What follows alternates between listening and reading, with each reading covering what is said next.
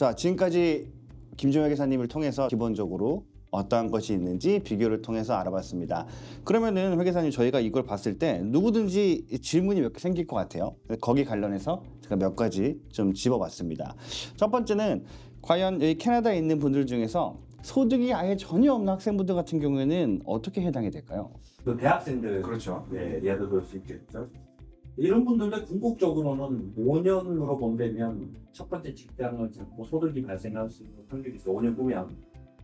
그래서 TFSA 계좌를 2023년부터 개설을 하는 게 유리해 보이고요. 그렇죠. 그래서 8,000불의 한도액을 받는 게 맞고요, 매년.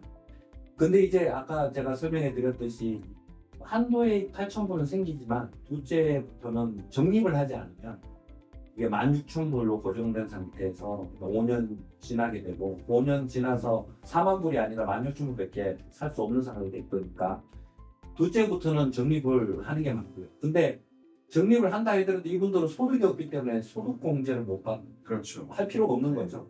그래서 그냥 적립하고 소득공제는 5년 후로 미루는 거예요. 소득공제를 이월시킬 수 있거든요.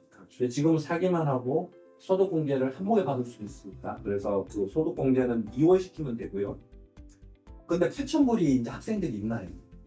그래서 이제 저희 고객들 중에 아주 기발하신 분이 계신데 그분은 어떻게 하시냐면 네가 이제 뭐 여름에 알바도 하고 자녀분 얘기입니다. 알바도 하고 그리고 뭐 조금 돈도 벌고 뭐 이렇게 하니까 1년 동안 4,000불을 FHSA 계좌로 네가 적립을 하면 내가 매칭해서 4,000불을 보태줍니다. 그런 아이디어가 예, 이게 뭐 두 가지 좋은 역할을 하죠. 그러네. 첫째, 돈을 함부로 이제 그렇죠. 쓰지 못하고 이제 관리하게 하고 네 집은 네가 미리 준비하라 이런 개념이고 요즘 집값이 비싸기 때문에 부모님이 전혀 안 도와주고 살기 쉽지 않잖아요. 맞아요. 그래서 굉장히 좋은 아이디어 같아요. 그분은 보시는 여러분들도 굉장히 좋은 부모님들에게 팁이 될 수 있을 것 같아요. 네네, 제가 보기에는 좋은 아이디어 같아요. 그러네요. 자, 그러면은 만약에 급여 소득이 있는 만약에 젊은 분이시라면은 지금 이렇게 여러 가지 설명해 주셨는데 과연 어떤 것부터 시작을 하는 게 가장 효과적일까요? 젊은 분들 이제 지금 최초 캐나다에 집을 구매해야 되는 분 그리고 앞으로 몇 년을 기간을 두고 자금을 준비해야 되는 분들은 일단 순서가 가장 장점이 많은 그 목적에 딱 합당한 FHSA 새로 생긴 FHSA를 먼저 적립을 하는 게 맞습니다. 그래서 매년 8,000불을 먼저 적립하는 게 맞고요. 그리고 나서도 여윳돈이 있으면 RRSP로 넘어가는 게 맞고요. RRSP는 작년 소득의 18%씩 룸이 생기니까 뭐 거기 살 필요는 없지만 FSSA를 사고 남은 돈 있으면 넘어가는 게 맞고 마지막 초이스가 TFSA 같습니다. TFSA는 소득공제가 안 되기 때문에 이렇게 급여소득이 있는 분들은 소득공제를 못 받는 부분들은 이제 굉장히 단점이라 봐야 됩니다.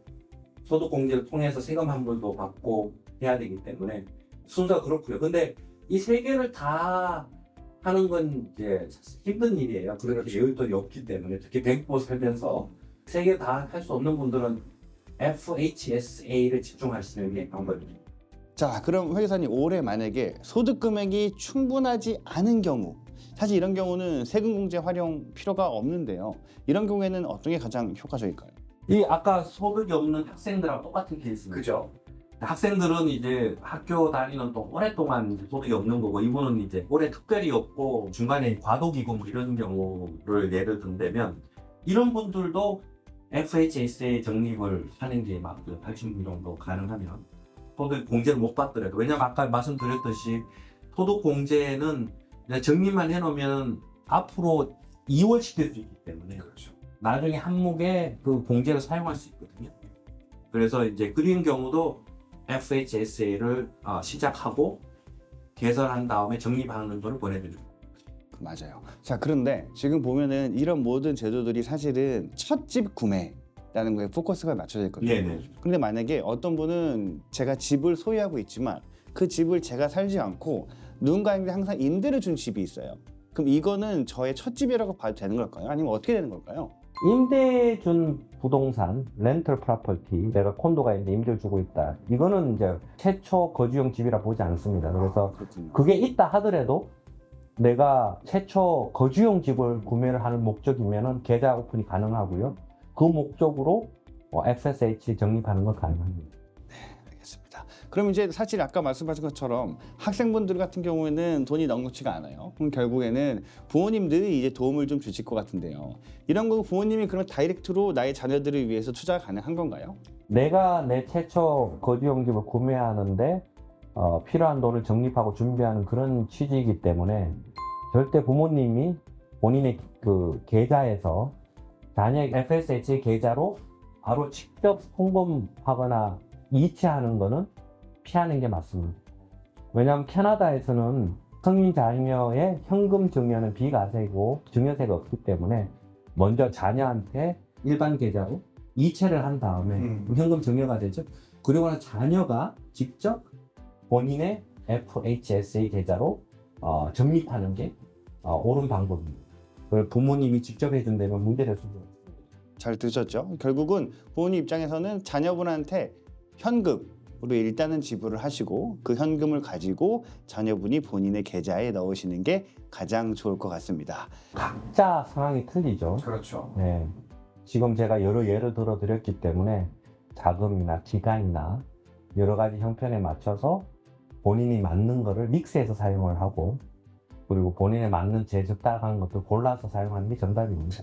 그런데 FHSA가 작년에 개설이 되면서 옵션이 늘어난 건 사실입니다. 맞죠. 그래서 최대한 그 새로 생긴 것들을 사용하는 게 중요할 보입니다. 맞아요.